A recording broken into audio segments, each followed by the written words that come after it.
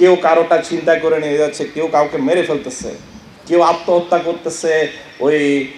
Online betting করে টাকা সব ব্যাংক থেকে টাকা নিয়ে টাকা লোন ফেরত দিতে পারতেছে না, গিয়ে আত্মহত্যা করতেছে। এগুলো করার তো দরকার ছিল না যদি আমার এই সমৃদ্ধিটা ঠিক থাকে। 10-এর লাঠি 1-এর বোঝার যে আমরা যে সূত্র জানি, সেটার ভিত্তিতে যদি সবাই মিলে এইভাবে আমরা আমাদের প্রয়োজনগুলোকে, বাংলাদেশে যে এখন সমৃদ্ধি বা উন্নয়নের যে সুযোগগুলো আছে, অনেক সুযোগ, সবাই শিক্ষিত হয়ে বাইরে থেকে পড়ালেখা করে এসে ওই রাস্তার পাশে সুন্দর একটা ব্যবস্থাপনার মাধ্যমে, তার ছোট্ট একটা উদ্যোগ এন্টারপ্রেনারশিপের মাধ্যমে সবাই ওই চাকরি করার চেয়ে ওই জায়গায় তার সমৃদ্ধিটা আরও বেশি, প্রতি মাসে সে ইভেন 4-5 লাখ টাকা কামাচ্ছে, লাভ হচ্ছে তার ছোট্ট একটা উদ্যোগ দিয়ে। এগুলো আগে প্রান্তিক পর্যায়ে ছিল না, সবার কাছে অ্যাভেলেবেল ছিল না, এখন এটা সবার দরজার কাছে অ্যাভেলেবেল। আমাদের এই বিশাল যে কাঠামো, আমাদের যে বিশাল নেটওয়ার্ক, সেই নেটওয়ার্কে আমরা এটা খুব সহজেই করতে পারি। সো আমি যারা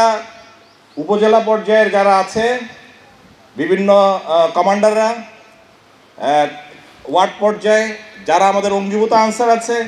এখনও অঙ্গীভূত হতে পারে নাই, মাঝে মধ্যে এখনও রেস্টে আছে, তাদের সবাইকে বলবো যে সবাই, ইভেন আমাদের যারা রিটায়ার্ড আছে তাদেরকেও বলবো যে এসে এই কাজগুলো করুক। তাহলে দেশের মাটি ও মানুষের সাথে যে আমাদের দীর্ঘদিনের একটা অভিজ্ঞতা, পথ চলার যে একটা অভিজ্ঞতা,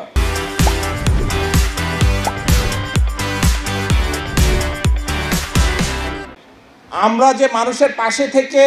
মানুষকে সেবা দেওয়ার এবং অভিজ্ঞতা অর্জনের যে দক্ষতা আমাদের আছে, সেটার ভিত্তিতে আমরা কিন্তু অনেক বেশি